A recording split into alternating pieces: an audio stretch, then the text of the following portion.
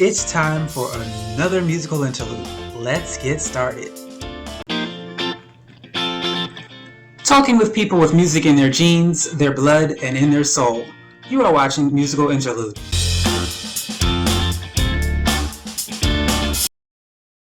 Hi, and welcome to another episode of Musical Interlude. I am your host, Casey Bell, and today's guest is singer-songwriter Nouhi, Nomad. Let's get the show started. All right, so when did you first discover music as a talent? It's a very good question. As a talent, I'll say sophomore year of high school when I was singing classically and the students started to respect me instead of make fun of me. Wow. So when did you first, would you say when you first decided that maybe music was something you would get into as far as professionally? Yeah, my sophomore year of high school was the year that actually shaped everything. Because at first, I'll go be a doctor, I'll go be a lawyer like my parents want me to be.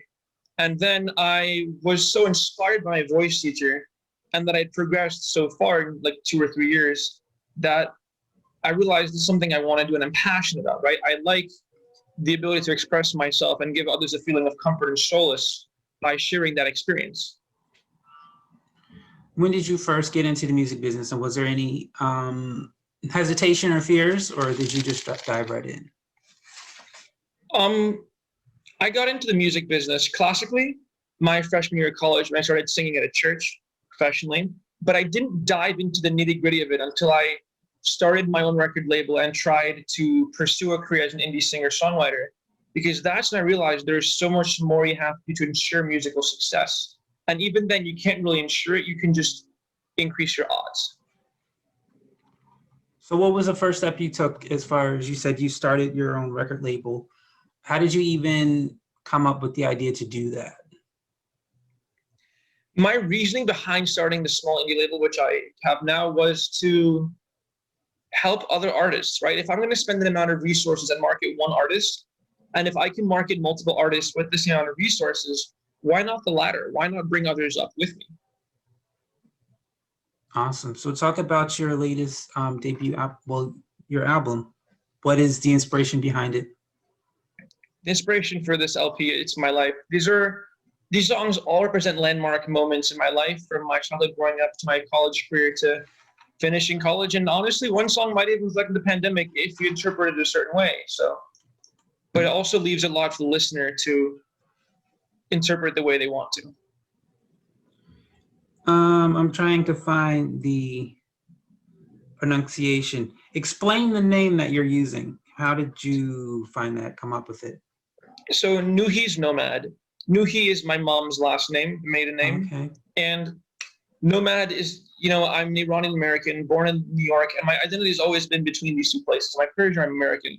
On the street, back when stop and frisk was a thing, I get stopped and frisked, so I felt like I didn't fit in. But at the same time, I wasn't fully Iranian because my Farsi isn't as fluent as I'd like it to be. I couldn't write as well as I wanted to, and I wasn't born there.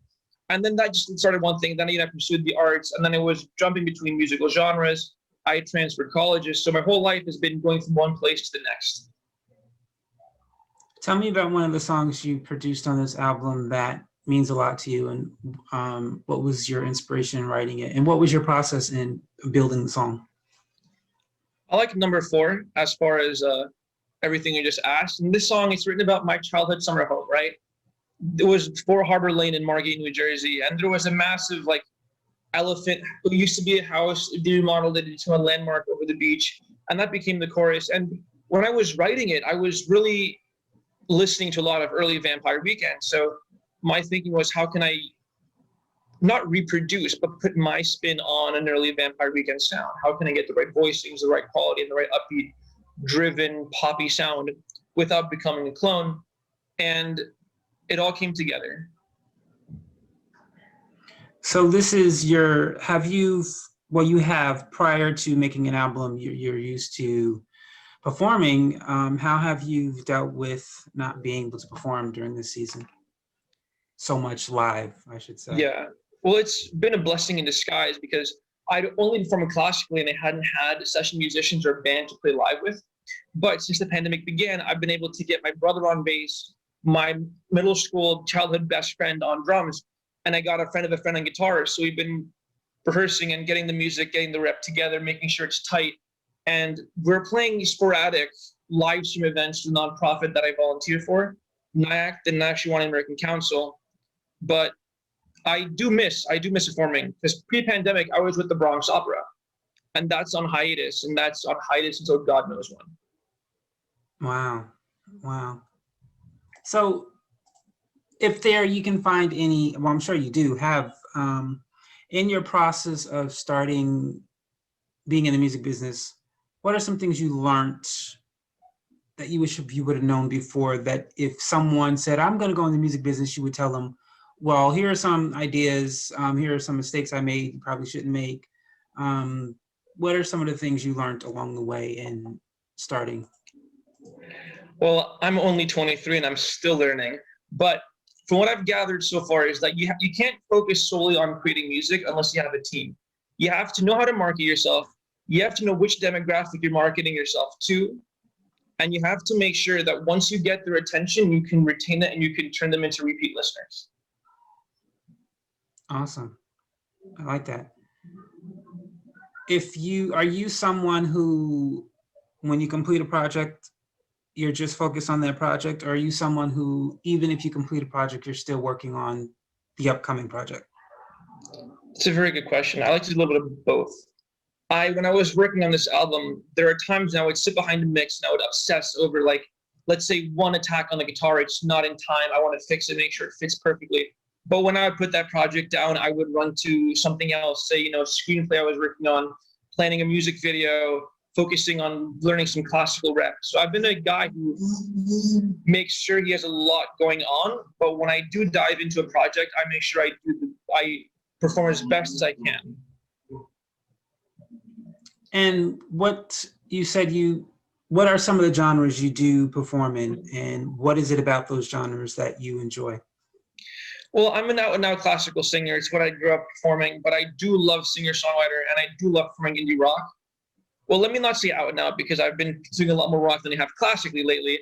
But the one thing I like about classical music is just the era of intimacy and the sophistication people look at you with, right? If you're a classical singer, if you're an opera singer, it's unfortunately so much more revered than being a pop singer or anything else. Oh, you sing opera, they all of a sudden respect you. But at the same time, it's not as fun as performing live in a rock setting, because the audience can engage. I would love to find, a middle ground where people, they look at you, they respect you as a musician for having put so many hours into your craft, but also will move with you and will share that experience of live music and live sound with you. Wow. So I have one last question for you, a fun question. If you could collaborate with anyone in the music business, whether they be singer, a songwriter, a producer, a musician, whether they be dead, whether they be alive, whether they be well-known or unknown, who would this person be and why? This is the question that drives me insane, because there's so many people, but I'll give you a different answer than what I usually give others. There is an Iranian-American band that they split up a couple of years ago. They're called Hypernova. They're one of the people who put me on to like indie rock and wanting to be a rocker. And just being able to be with people who I look up to, at least those who inspired me as a kid, I feel like it would be an honor to just work with them and create something together.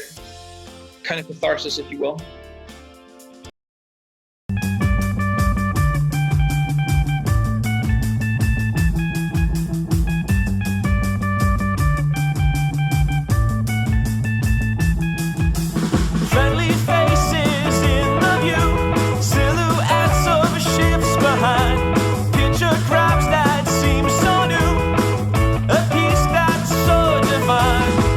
On the coast, an elephant watches over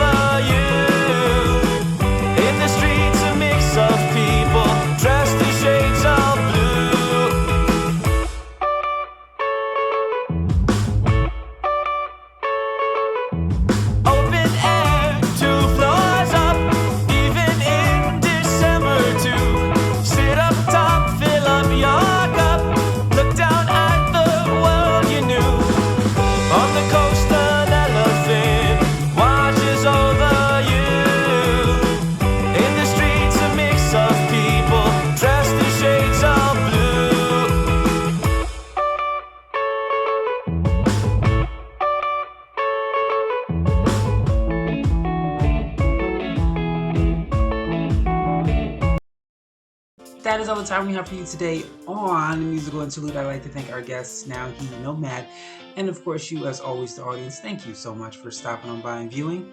Have a great day. Have a great week.